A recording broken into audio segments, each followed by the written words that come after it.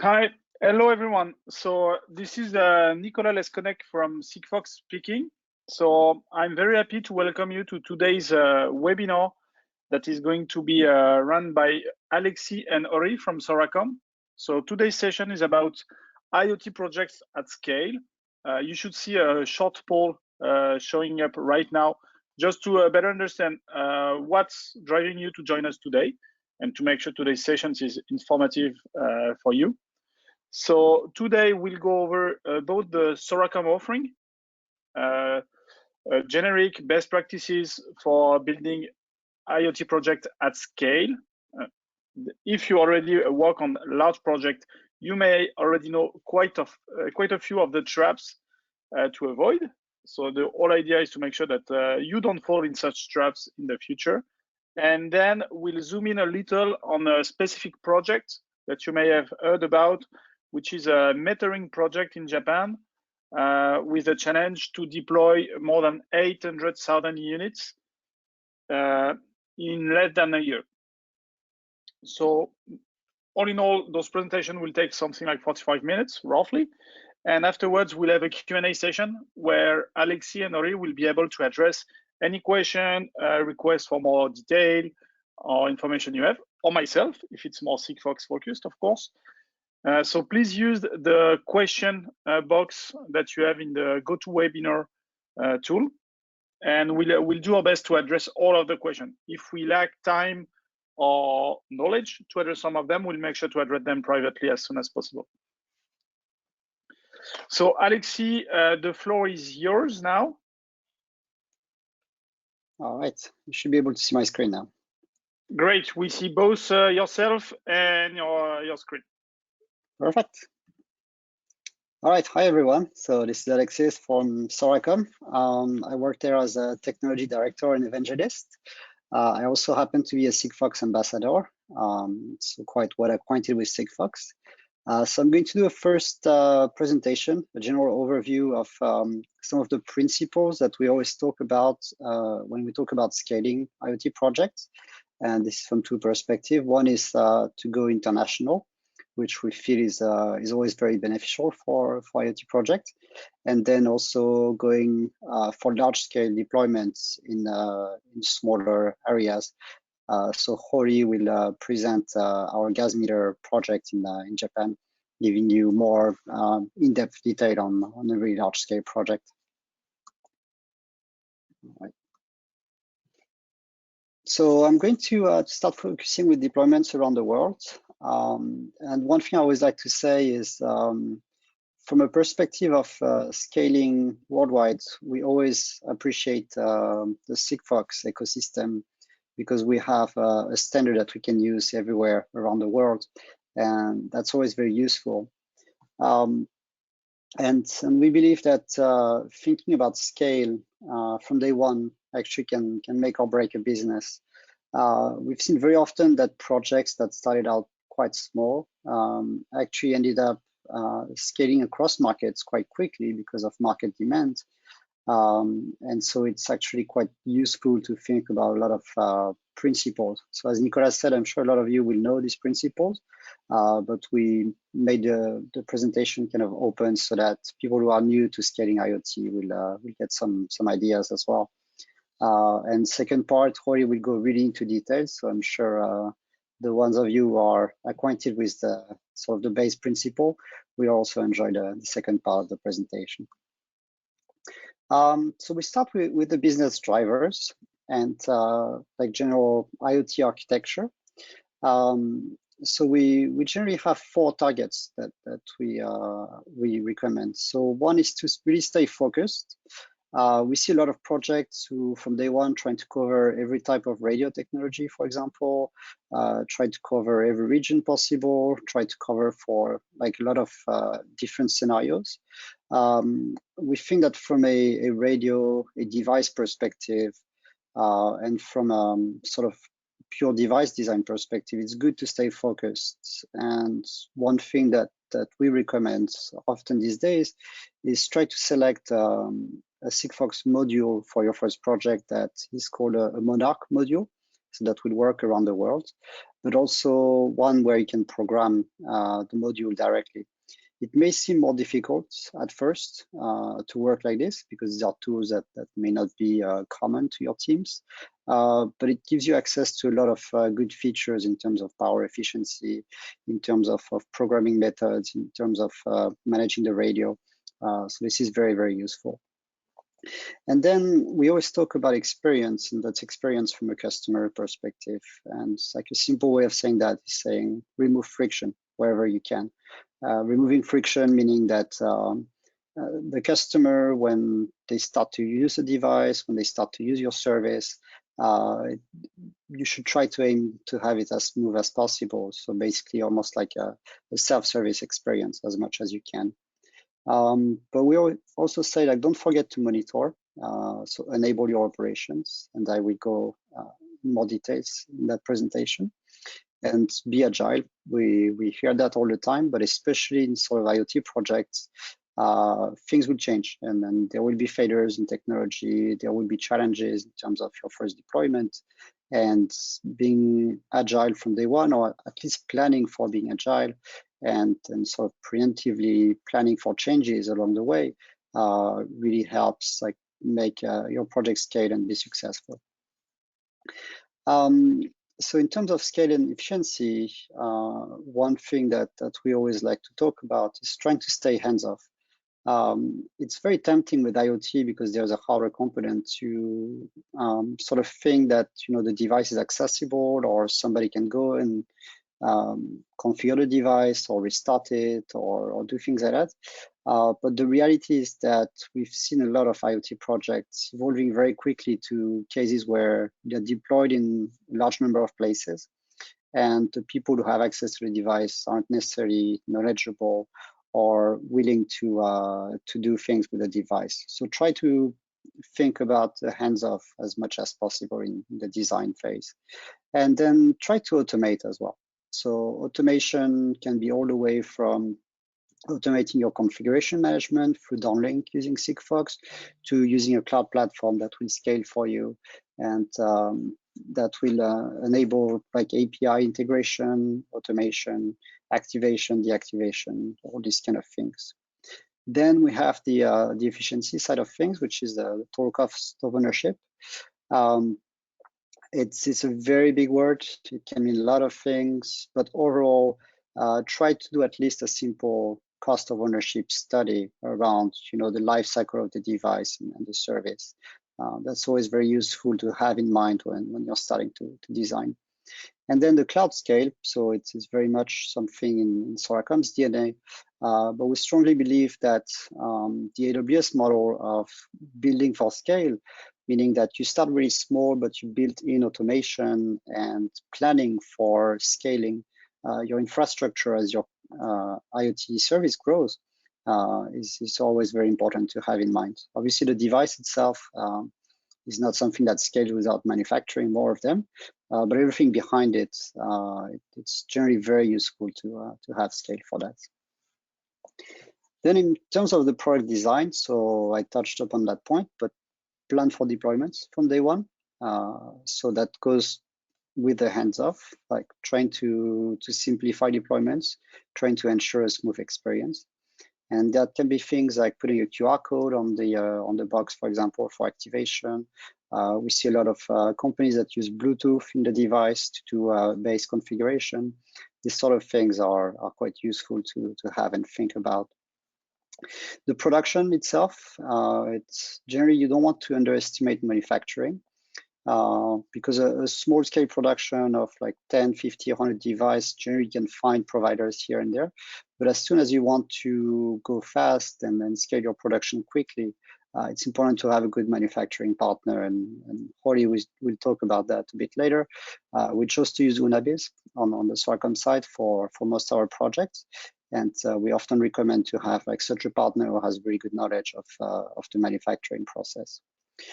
Then the operations, and I reiterate that a couple of times because this is a problem that we've seen quite often, is like stay hands off again. Like try to think that you will never get access to the device again.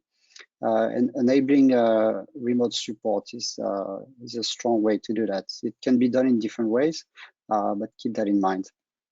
And then in terms of maintenance, we always say, generate a lot of operational data. I always say things will go wrong, and that's normal. Like projects are complex, things evolve over time. There's a lot of different parameters, conditions. You can try to plan for everything, and that's great to do. But I always like to say it's also good to plan in a way that you think things will go wrong, because there's a high chance they will. And I always say, like in an IoT project, you also shine when you're fixing issues. A working product is great and customer is happy, but very often actually you shine with your customers when they've noticed an issue or when you inform them about an issue and you worked proactively to fixing that.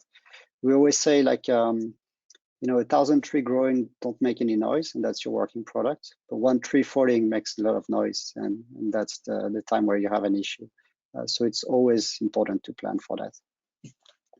And that's it. Like, I like to show a couple of pictures of experience we have. This is the first prototype we had one time. So there you go. That's what it looks like. All right, so a bit of experience in the field. Like, we always like to say standard deployments don't really exist.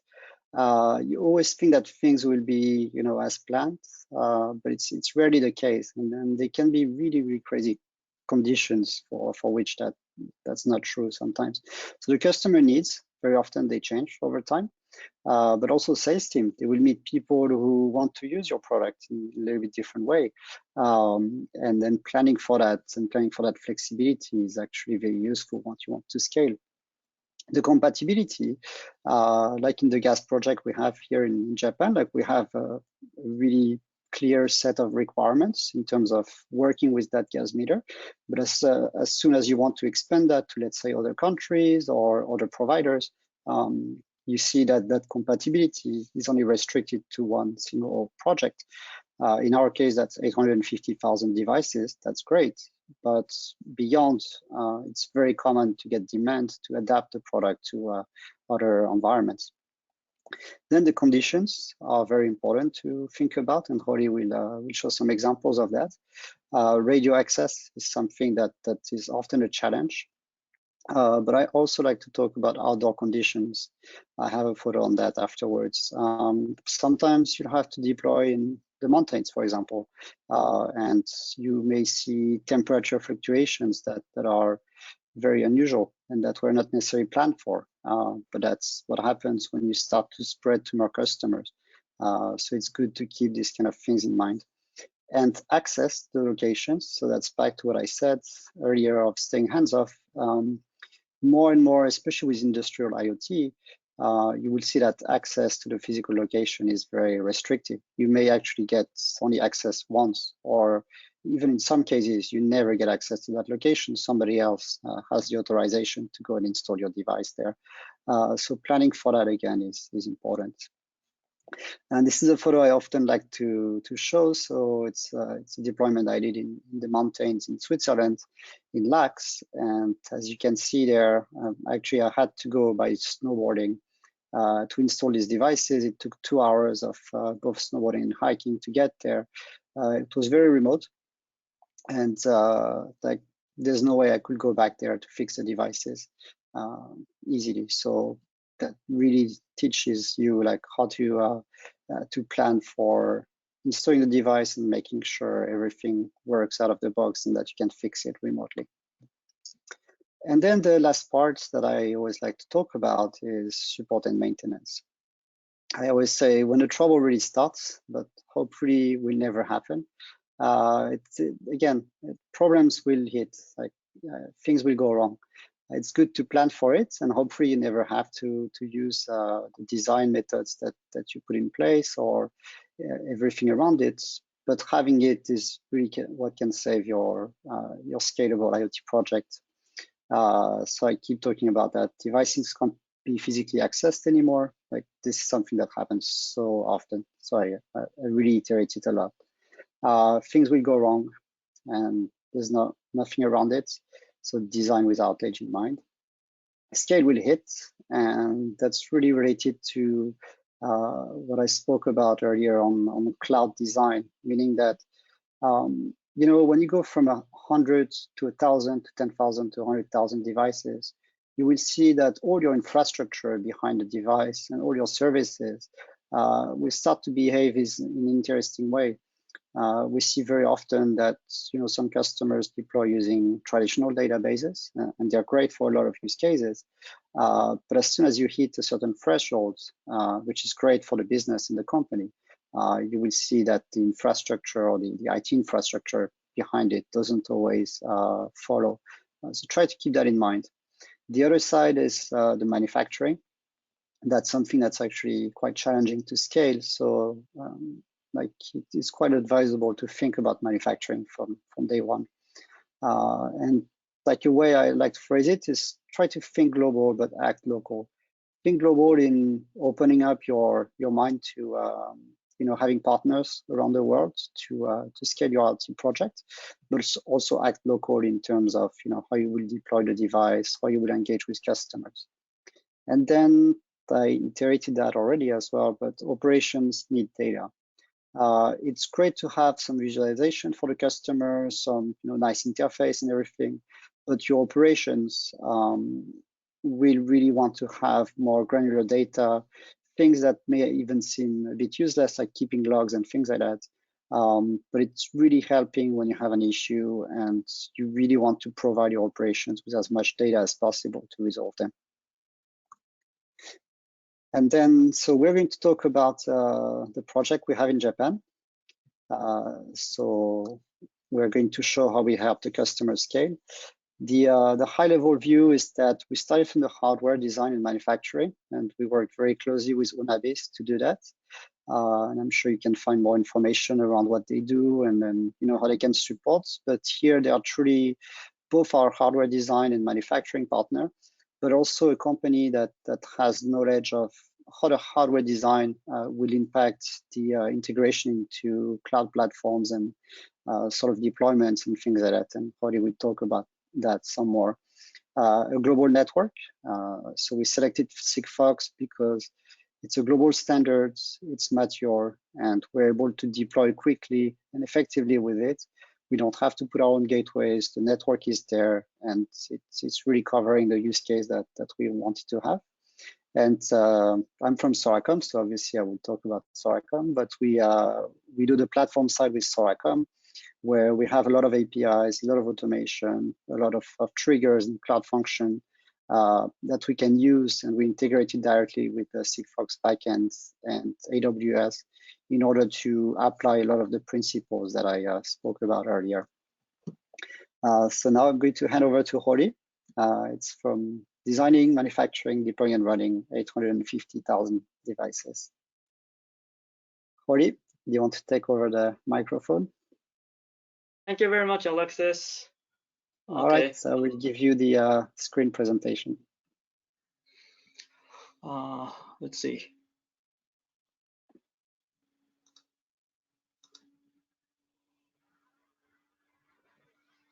Hold on.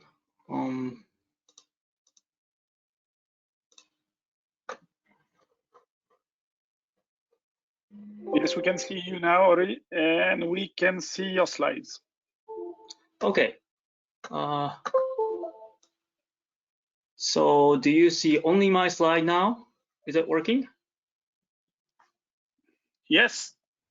Okay. We've got a big number on top. Yes, yes.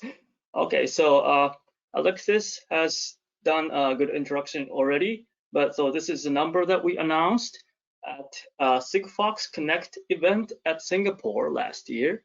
We are deploying 850K devices on the gas meter in Japan. So this is a joint project between Soracom, Unibis, Nicigas, the logo is already on there, plus a strong support from KCCS. And this project couldn't have been done without the dense Sigfox network built by KCCS in Japan. Okay. And Alexis has already explained the roles of each organization.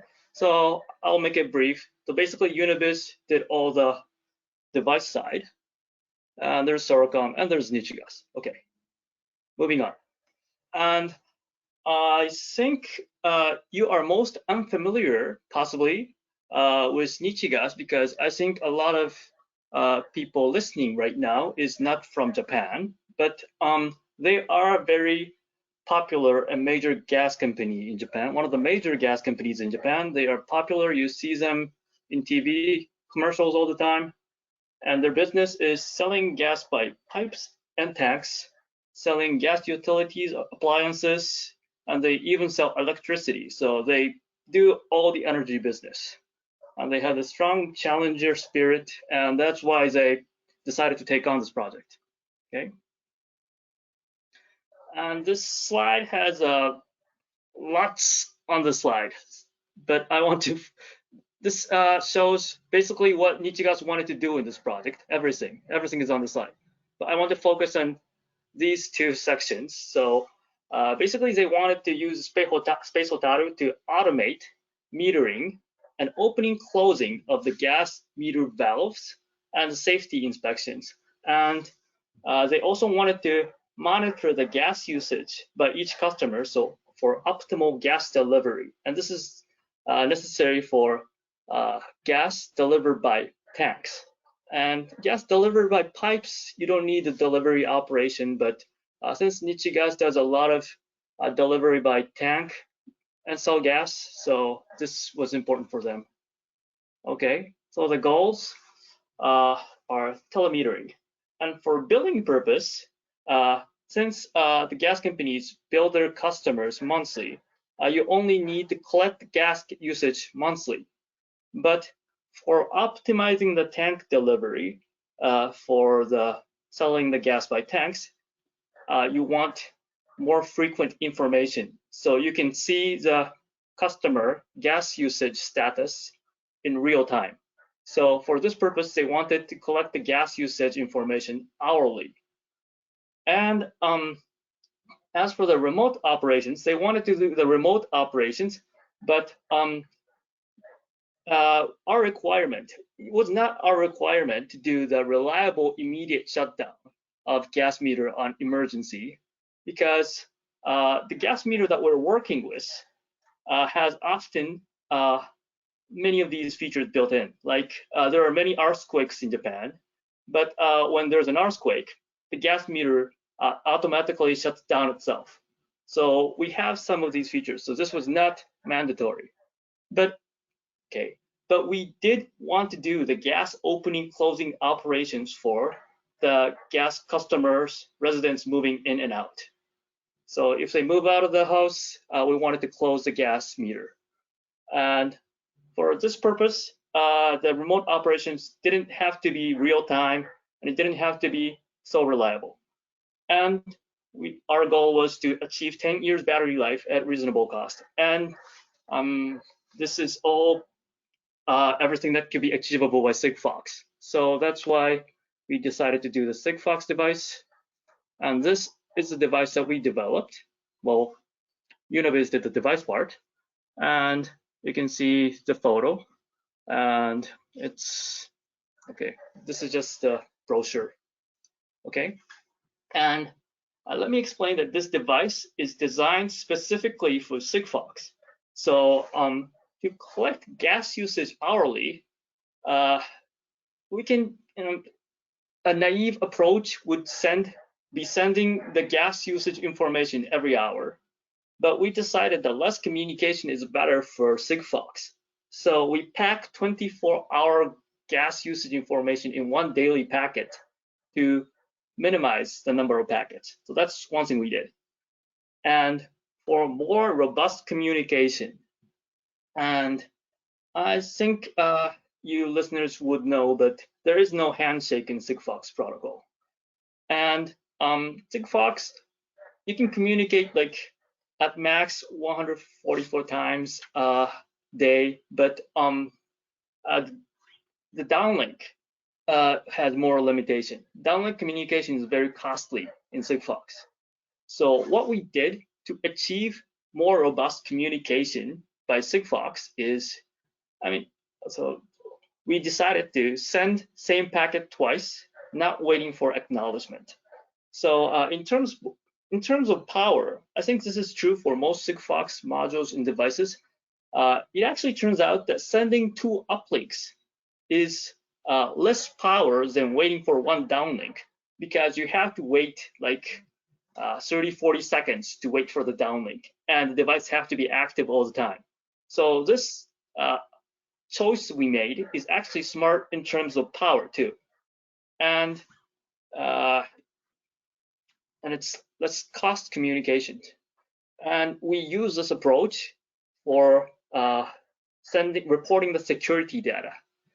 So we have like 2 types of uplinks sending from Space Hotaru, which is of course the meter data, gas usage data, and there's also optional security data. So this is the approach we take. Let me talk about the project timeline, how quick this was delivered. So we basically delivered the mass production in 8 months from scratch. So the project kickoff was April 2019, then the prototype was confirmed October 2019, then the first mass production batch was delivered December 2019. So this was just 8 months. And we announced this, I believe, in November at Sigfox Connect. So this was, we have to very much thank to the quick decisions made by Nicigas. So they were very quick. And for enterprise companies, it takes time for them to make such a big decision, but we have to thank them for this. And most of all, we have to thank quick and flexible development and the manufacture process by Univis. It's all there. We have to credit them for this quick delivery. As for the current status, the deployment started in January and it's quickly ramping up. And we are already trying to start quick manual metering in deployed areas. Quick manual metering is one of our goals. And to do this deployment, we have features in Space Hotaru to support deployment. So it's designed to easily attach pipes on the gas meter. So there's like a, you kind of strap on the gas pipe, but it's specifically designed to attach on pipe, and it really doesn't attach anywhere else. But we narrowed down our target, and we know there's always a pipe next to the gas meter, so this worked for us. And it suits most household gas meters in Japan. If the gas pipe is too large, it doesn't fit, but it fits in 99% of the time. So this was our approach, and you can attach this to gas meter in like 2 minutes. And the gas meter and Sigfox connectivity is reported by LED. So it's kind of a self-diagnosis feature. So you don't have to be an engineer to set up this Space Hotaru to gas meter. So this was also an important feature designed to do the quick deployment. And we also provided the dedicated smartphone app for installation. This was done from the Soracom side, so to speed up the deployment process. And it's so far going on good. And our plan is to deploy all 150K within the fiscal year 2020. Okay, so from here, I want to introduce some of the problems that we faced. So we're actually facing many problems because our large-scale project always faces problems. But we decided to share some of our experience. Okay. So one thing that we experienced is this was truly uncontrollable on our side, but the factory stopping for the coronavirus situation, and our Space Hotaru is manufactured in China, and the situation in China got worse from February, after Chinese New Year. So basically, we got our first mass production delivery, and then the production basically stopped. And we didn't get what we were supposed to receive in February and March. And this was a problem because Nicigas already hired all these staffs to start installing Space Hotaru, but they didn't get the Space Hotaru delivered. So we had a lot of negotiations and things to fix, blah, blah. And the production becomes a problem when really the volume scale out to mass scale, because when you talk about 850K volume, there is no component, 850K pieces component in stock anywhere. So even the component comes from their own factory. So the whole supply chain must be active for the production to run. And actually, we were lucky. We were even discussing the factory relocating to other countries, but China really did well recovering from the coronavirus situation. So now it's being delivered smoothly again. Okay, and we actually had a network capacity problem, and this is something I think I should be sharing, because this is something you don't experience until you have like large scale deployment with Sigfox. So what we did is we set up our device to request downlink at 0 a.m. every day. And our Space Hotaru has this feature, so you can configure the time it sends the uplink downlink using the downlink. And I must, this is the lesson we learned, so you should never do this. Send so many devices sending request downlinks at the same time is the worst practice, something you should never do in Sigfox. So what happened is we had numerous devices. We started seeing the numerous devices dropping downlink. And we actually noticed this problem after more than 10K devices was on field. So we were late to notice the problem. And the reason why this happens is we hit the network capacity. So Sigfox, it's okay as you have the devices sending uplinks randomly, it's okay. But when you have like thousands of devices communicating in the same time frame, it will just overload the network. And since Sigfox has, by protocol, it's designed to support many uplinks, but it has smaller capacity for downlinks. So if you have all these devices that are requesting for downlinks at the same time, the downlink starts failing first. So that's what we faced. And our solution was, since the downlink, the uplink downlink time was configurable, we randomized the uplink downlink time over 24 hours.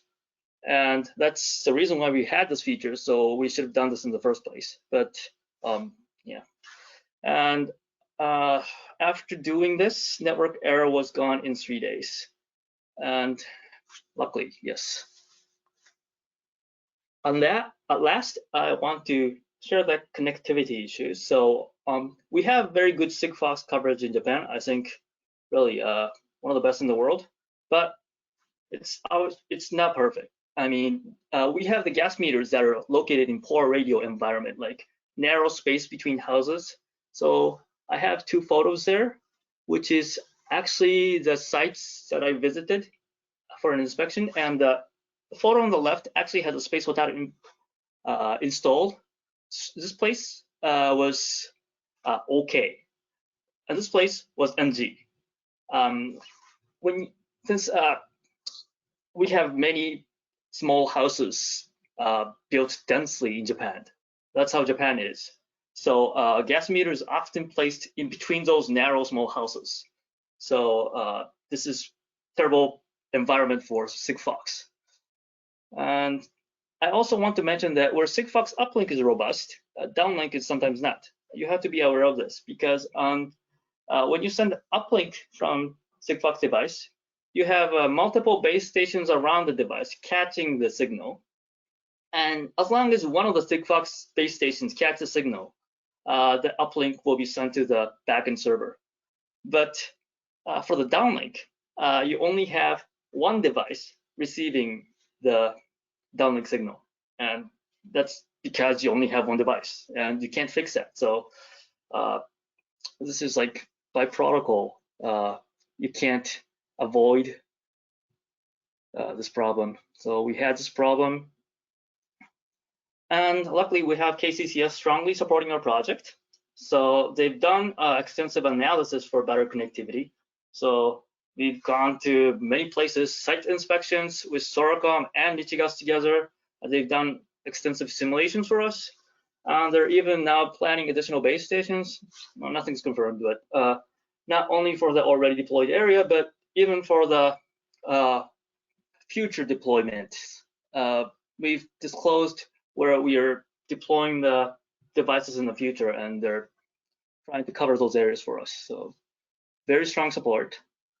And I actually also want to mention that this was actually a Sigfox LTM hybrid solution in the first place. So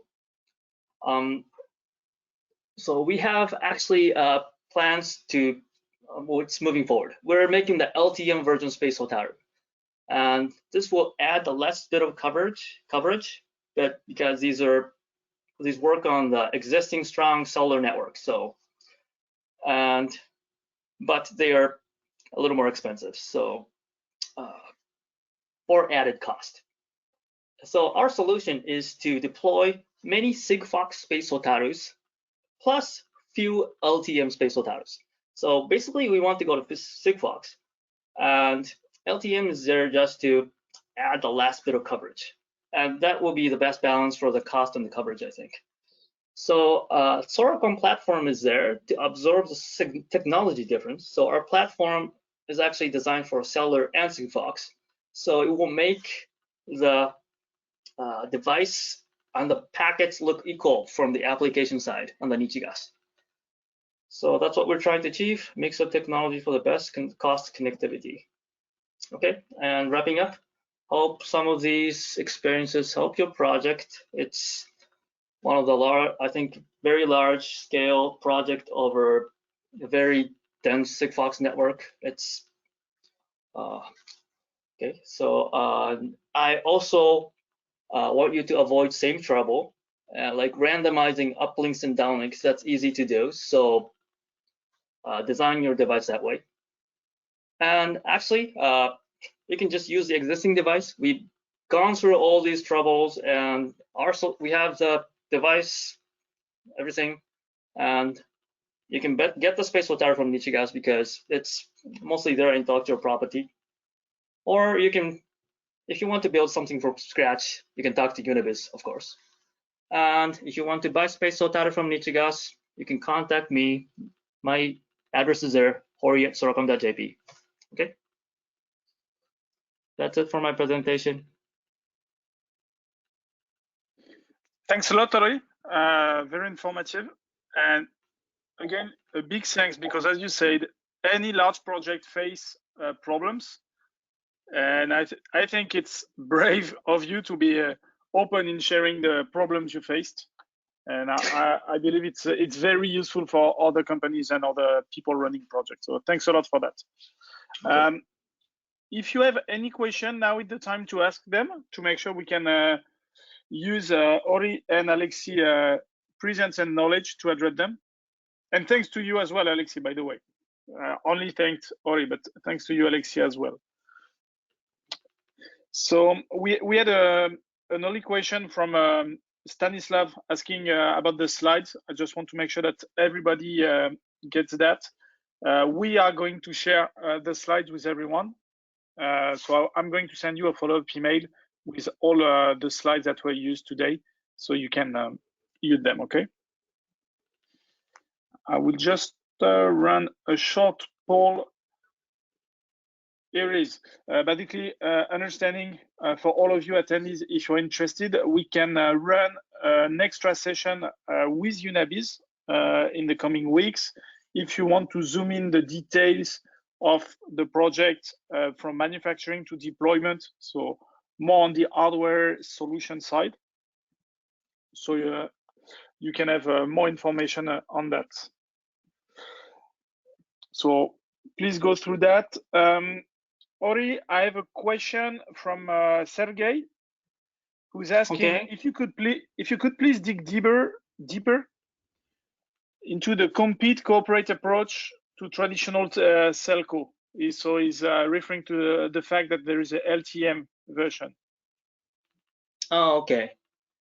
So, well, if you compare the Sigfox to LTM, since we already do have like extensive Sigfox network in Japan, but the difference is LTM basically module costs more. That's one thing, and LTM consumes more power. So all cellular technologies consume more power, so that means you need more battery. So this module cost and of course the battery cost adds onto the device cost. So a device will be a lot more expensive. Sigfox is has strong advantage on this point. But we did see that in some areas we had a better connectivity with LTM. I'm sure that's not always the case, but if we combine the two technologies, because there's Sigfox base stations and there's cellular base stations, and they're in each different areas. So if we combine them, we have better coverage. So that is how we combined it. Am I answering his question? I hope, but maybe I'm the one who didn't get it clearly. Sergey, please let me know if we addressed your question right. Otherwise, what I can do is I can open your mic so you can maybe speak directly. So just send me a message in the question box if needed, okay?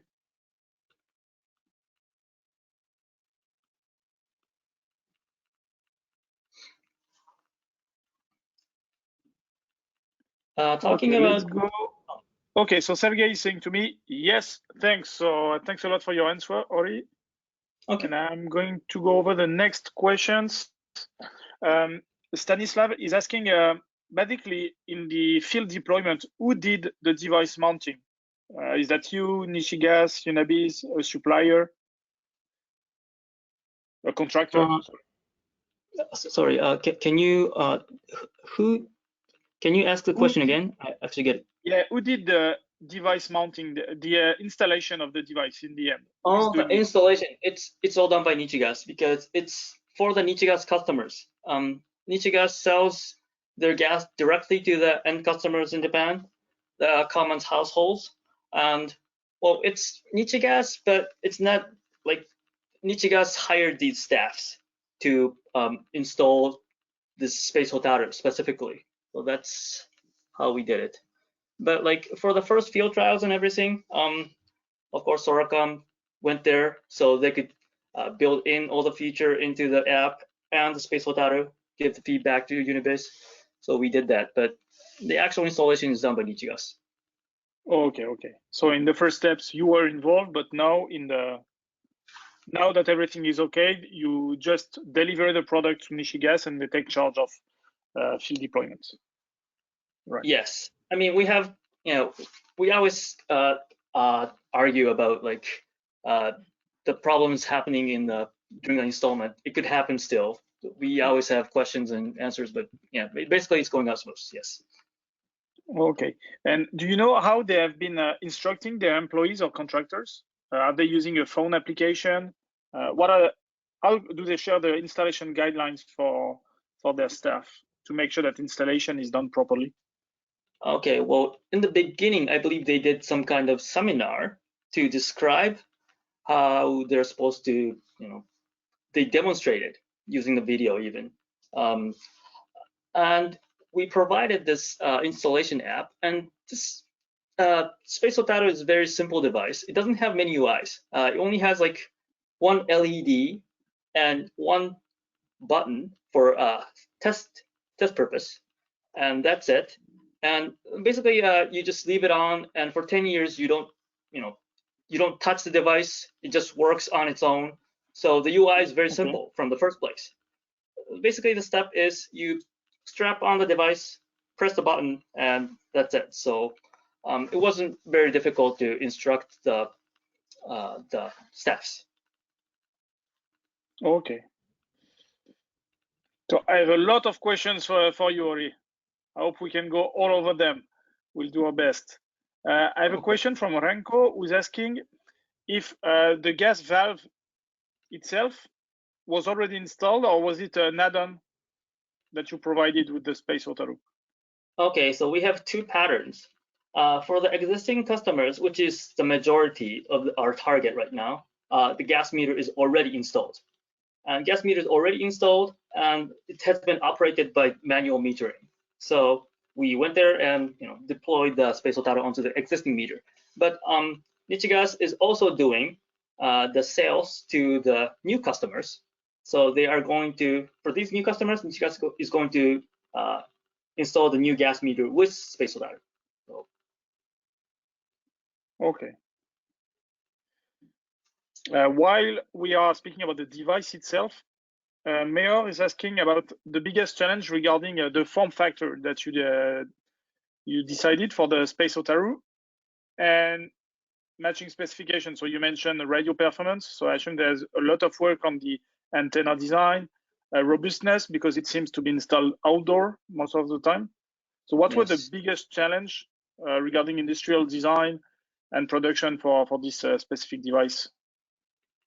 Okay, I think the answer could be better answered by Unibiz. I think they know more because they did the specific development and design. As far as I know, the antenna is of course custom antenna, and we had regarding the design of this device, we had the outer design first. So we had the outer kind of picture sketch from Nicigas, how they wanted to make this device look like. So that's where we started, and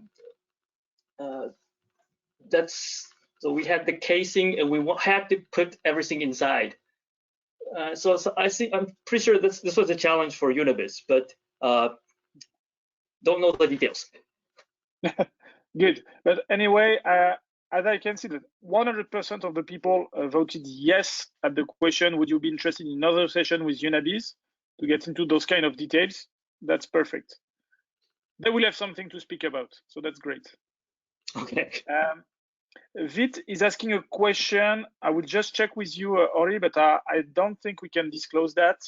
Vit is asking to know how many devices are deployed as of today, and what is the average error rate of the communication. I assume it's confidential, but yeah, I don't know if I can step into that without having the Nicigas approval. So I would put it vague. But regarding the success rate, it's actually good, because when we are installing the Space Otaru, you press the test button and you send a test packet. Then after you receive the downlink, you see the LED light up green. And this whole procedure is necessary to set up the Space Otaru. So you need to receive downlink to set up the new Space Otaru. So you test that always when you're installing. So it's basically stable afterwards. It could get unstable for downlinks, but for uplinks at least, yes. Okay, good. And we're almost there, Ori. Asman is asking about so the fact that you also have a LTE version. Is the battery able to last as long using LTE-M? And if not, how do you factor in maintenance costs? Who's in charge of covering the cost of replacing batteries and so on between you and your customer? We had this discussion. So our customer did want to consider like having a smaller battery, and if they run out, replace the battery later. But replacing the battery operation will, itself add to the cost. So we wanted to avoid that. And our current target is LTE version will last just as long as Sigfox version, and we do that by just using very big battery. Okay, thank you. And last question again by Asman. So you mentioned already that this project was done at breakneck speed with roughly 9 months from kickoff to the start of deployment, and let's say 18 months before full deployment. And Asman is asking about something I think we all suffered in some project, is how much the scope of the project moved during the deployment itself, whether any scope creep or whatever. Or were you able to have something precisely defined from day one and it never changed along the way? No. I mean, yeah, well, there were delays, but I think we were able to keep the delays minimal, thanks to Univiz and thanks to Nicigas. Okay, but did the project definition itself change a lot, or was it perfectly clear between the three parties from the beginning, from the kickoff of the project? The specifications and so on. Okay. I don't know. I mean, we weren't. We never knew how much LTM version that we were going to need to complement the Sigfox coverage, and we still don't know. So that part is left like unsure. Currently, we're mostly going out smooth with Sigfox, but we still haven't decided on the quantity of the LTM version, and this part may change. Okay. So I'm checking. I think we went over all the questions. Of course, if you have any extra question or something you want to discuss privately, either with Sigfox or with Univiz and Soracom, please do it. You have Hori's email displayed right now, and you have mine, obviously, from the communication we had. So feel free to reach out if you need more information. If you want to leverage that product to address your own metering project or your own market, if it's relevant, we'd be happy to work on that with you. So I think we can wrap up the session now because I don't think we have any unanswered question. Thanks a lot, Hori. Thanks a lot, Alexis. And thanks a lot to all of you who joined today. I took your feedback, so I will organize an extra session with our partners at Univiz very soon to zoom even more into the details of that particular project. But I hope today you learned a lot about ground experience. Not a lot of companies have been doing such major project in such tight time frames. So I think it's very valuable experience to all of us. And I hope you know better about the Soracom offering and how it could be helpful for your future projects in the near future. So basically, that's it. Thanks a lot. Maybe if you want to say a few closing words, Horio or Alexis, I don't want to cut you. Thank you. And if you need space, Sotaro, contact me. And thank you everyone for joining. Well, if you need a scalable IoT platform, reach out to Soracom. We'll be happy to help. Great. Have a great day, and see you soon, all of you, on future learning webinars online. Bye bye. Thank you very much.